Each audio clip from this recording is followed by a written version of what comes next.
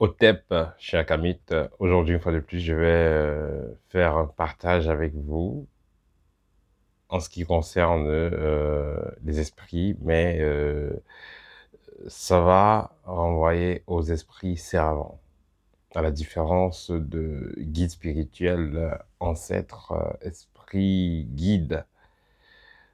Alors, l'esprit servant, c'est un esprit qui n'est pas forcément un esprit qui est lié à votre naissance. Ce n'est pas forcément c'est pas du tout même votre guide spirituel, c'est pas votre ancêtre. Un esprit servant, c'est en quelque sorte un esprit qui a été apprivoisé, parce que j'aimerais vous dire qu'il y a des initiés qui sont capables d'apprivoiser des esprits. Ils sont capables de créer des accidents, créer des maladies, tuer des personnes et emprisonner les esprits. Et faire de ces esprits-là des esclaves spirituels, des esclaves invisibles, des personnes qui vont aller travailler dans le monde invisible.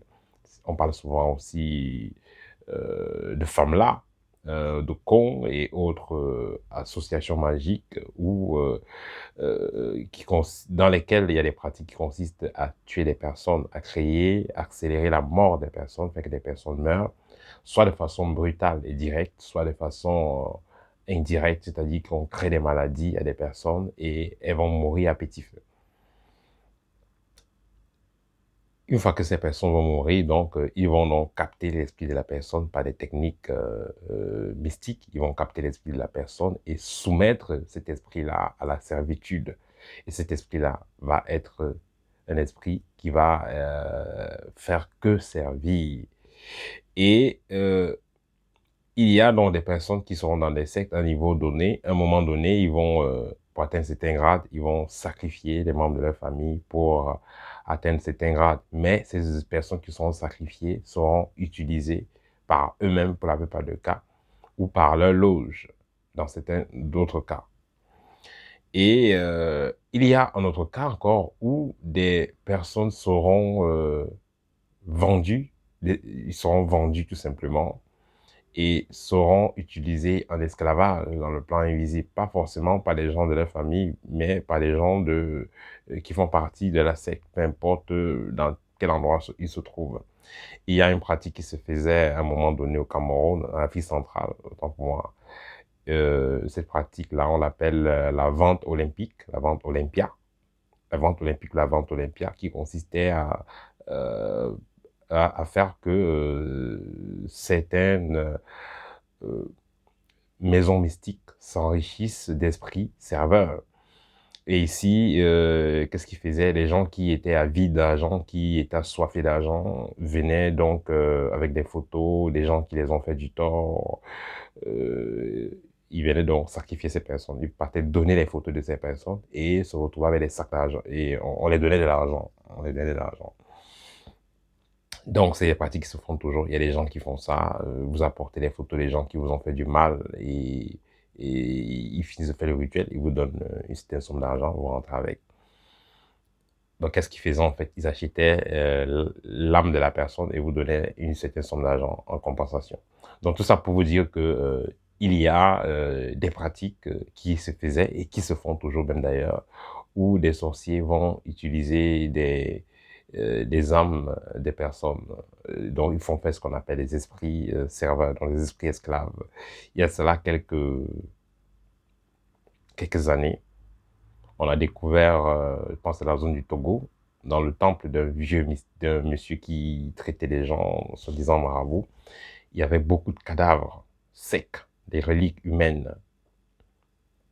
Et aussi récemment au Cameroun même, au Nigeria aussi, on a retrouvé des cas pareils, donc c'était un maître spirituel, entre guillemets, marabout, entre guillemets, qui abritait des reliques humaines chez eux. À quoi servent donc ces reliques humaines et pourquoi? Parce que justement, c'est des gens qui avaient été donc sacrifiés d'une certaine façon avec les crimes rituels. Par exemple, j'ai parlé des crimes rituels. Des gens qui avaient donc été tués d'une certaine façon, on recueillait donc les esprits, on enchaînait, on gardait quelque part. Et plus tard, on devait utiliser ces esprits-là pour des opérations mystiques. On devait utiliser ces esprits-là pour les opérations mystiques. Et pour finir, j'ai connu, il y a de cela 9 ans, un grand maître spirituel. Il est mort, ça fait 8 ans à peu près. Je ne veux pas citer son nom, mais il était dans la zone de Boumébel. Ceux qui ont fait dans la magie au Cameroun, la magie, les vieux temps, ils le savent. Ce maître-là était très puissant et il faisait apparaître de la nourriture, il pouvait faire apparaître des fûts de vin, de poulet braisé, poisson braisé, il faisait apparaître beaucoup de choses. Il maîtrisait beaucoup de choses. Et si vous avez rendez-vous lui à 17h, il vous dit à 17h, vous aurez tel résultat. À 17h pile, vous avez le résultat qu'il vous a dit. Il était comme ça. Mais autour de sa maison, il y avait beaucoup de tombes. Il y avait beaucoup de tombes d'enfants et tout ça. Voilà, il y avait beaucoup de choses parce que justement, il a fait beaucoup de sacrifices. Donc, beaucoup de sorciers que vous verrez, beaucoup de mystiques que vous verrez, qui ont des capacités pas possibles, qui font des choses pas possibles. Surtout le grand spectacle, il faudra vous poser des questions sur ce avec quoi ils travaillent. Parce que beaucoup d'entre eux vont utiliser des esprits serveurs, mais qui, c'est pas des esprits qui, ils sont là pour voyager dans la forêt ou bien dans l'eau. Non. C'est la voie la plus facile que beaucoup vont choisir, les esprits serveurs. Donc, les esprits serveurs du genre, qui sont issus des crimes rituels. Et ce n'est pas seulement les marabouts qui auront ces esprits serveurs-là. Même les chefs d'entreprise, même des hommes d'État et qui font la politique, qui sont dans l'armée, beaucoup vont avoir ces esprits serveurs-là.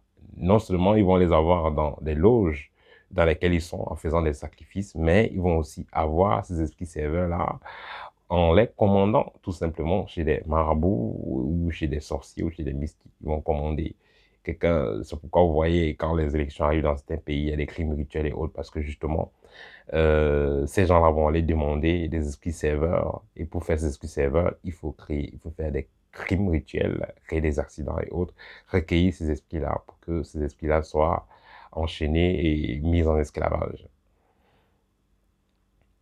Voilà, donc ça, c'est ce partage, c'était pour vous parler donc, des esprits serveurs. Cependant, comme on dit souvent dans notre spiritualité, il n'y a pas de factum. Si vous avez un proche dans votre famille qui est mort d'une façon suspecte, vous savez qu'on l'a sacrifié, vous vous doutez que la personne a été sacrifiée, vous ne savez pas où elle se trouve dans le plan invisible. Nous avons des rituels aussi pour libérer les personnes, même si elles ont été sacrifiées mystiquement. Peu importe où elles se trouvent, on peut faire des rituels où ils seront contactés et délivrés à travers le temps et l'espace, libérés de leur chaîne, de la prison spirituelle dans laquelle ils se trouvent, pour qu'ils puissent se réincarner et continuer leur évolution. Voilà, c'était le petit partage pour aujourd'hui. Au TEP et à très bientôt.